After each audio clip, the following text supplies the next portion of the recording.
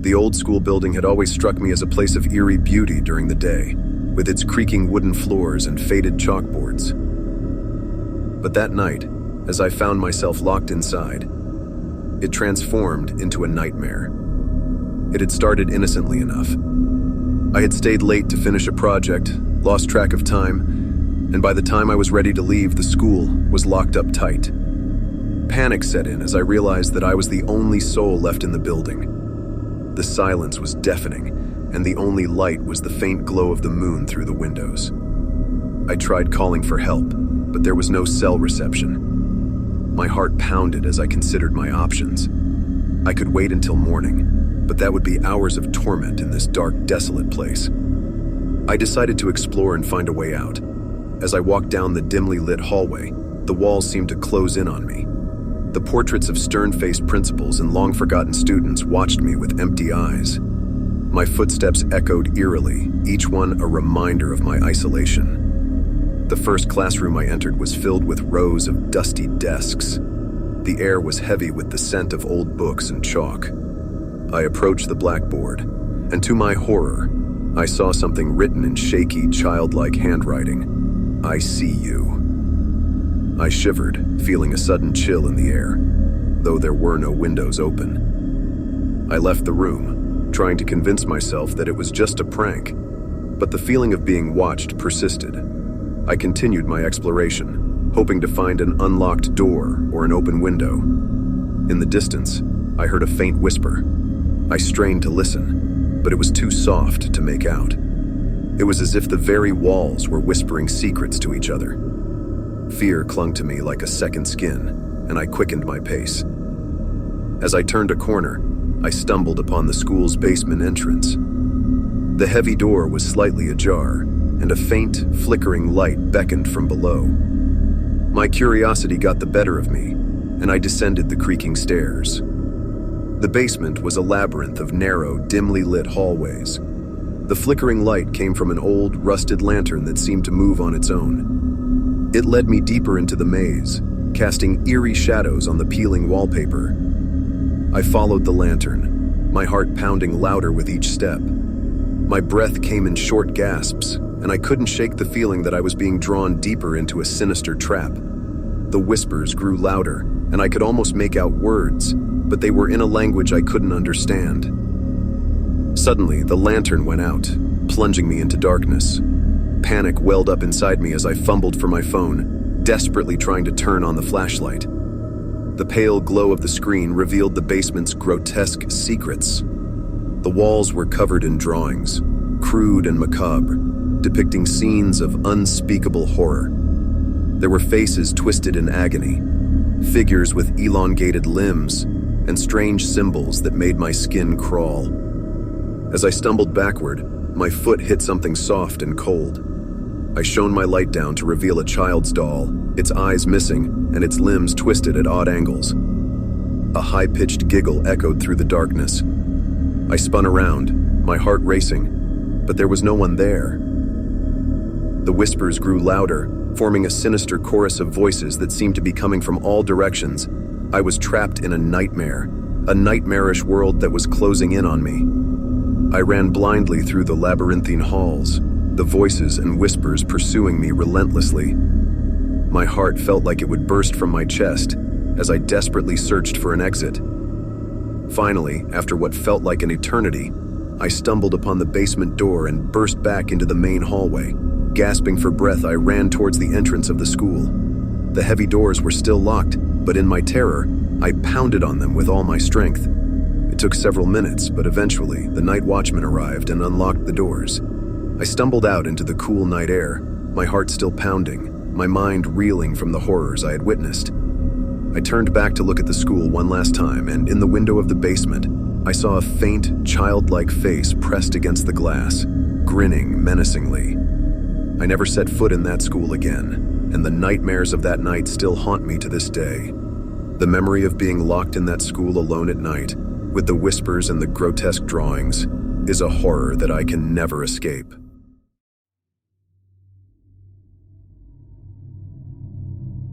The sun had long since dipped below the horizon, casting the school building into an eerie silhouette against the darkening sky. I found myself alone in a classroom, the residual echoes of the day's chaos fading away into an unsettling silence. It was an accident, really, how I'd been left behind after school. My heart raced as I realized the gravity of my situation. I was utterly alone, trapped in the stillness of this deserted classroom. I glanced at the clock on the wall. Its hands had stopped at 3:30, an ominous reminder that the day had taken an unnerving turn. The room felt oppressively silent, save for the faint hum of the flickering fluorescent lights above. My footsteps echoed in the empty hallway outside, creating a disconcerting symphony that seemed to taunt my solitude. I decided to make my way to the front of the classroom, where the teacher's desk stood like a lonely sentinel. As I approached, I noticed a stack of old textbooks, their covers worn and tattered. The air was heavy with the scent of chalk and aged paper, a nostalgic reminder of the countless lessons that had taken place here. A sudden chill ran down my spine as I heard a faint whisper, like a distant voice calling my name. I froze, my heart pounding against my ribcage. "Who's there?" I stammered, my voice quivering. There was no response, just an eerie silence that hung in the air like a shroud. I forced myself to turn away from the desk and survey the rest of the room. Rows of empty desks stretched out before me, their wooden surfaces etched with the marks of countless students who had come and gone. The windows at the back of the room were covered in heavy curtains, blocking out the outside world and shrouding the room in darkness. I approached the windows, my curiosity getting the better of me. With trembling hands, I pulled the curtains aside, revealing a moonless night that seemed to swallow the world whole. The schoolyard outside was empty and desolate, the swings and slides standing as silent sentinels to a time long past. I turned to leave the room, my unease growing with each step. But as I reached for the doorknob, it refused to budge. Panic surged through me as I jiggled it in vain, realizing that I was trapped, locked inside this eerie classroom. Desperation set in, and I began to pound on the door, shouting for help. But my cries fell on deaf ears, swallowed by the oppressive silence of the school. The feeling of being watched intensified, and I could have sworn I saw a movement out of the corner of my eye. With no other option, I turned back to face the room, my heart racing as I tried to make sense of my situation. It was then that I saw it. A shadowy figure standing at the front of the classroom, right by the teacher's desk. My breath caught in my throat as I stared at the figure, its form indistinct and shrouded in darkness. It seemed to sway and shift, as if it were made of smoke and shadows. And then, in a chilling whisper that sent shivers down my spine, it spoke. "Stay here with us," it murmured, its voice a haunting blend of sorrow and longing. "You belong here, with the others." I stumbled back, terror coursing through me. The room felt like it was closing in, the walls closing in on me as if they were alive. The figure advanced slowly, its presence filling the room with a palpable malevolence. In that moment, I knew I had to escape. With every ounce of strength I had left, I hurled myself at the door, throwing my weight against it until it finally gave way. I stumbled into the hallway, gasping for breath as I fled from the nightmarish classroom. As I burst out into the empty school corridors, the chilling voice of the figure echoed in my mind. I knew I had narrowly escaped something unspeakable, something that lurked in the shadows of that forsaken classroom, waiting for the next unfortunate soul to be left behind after school.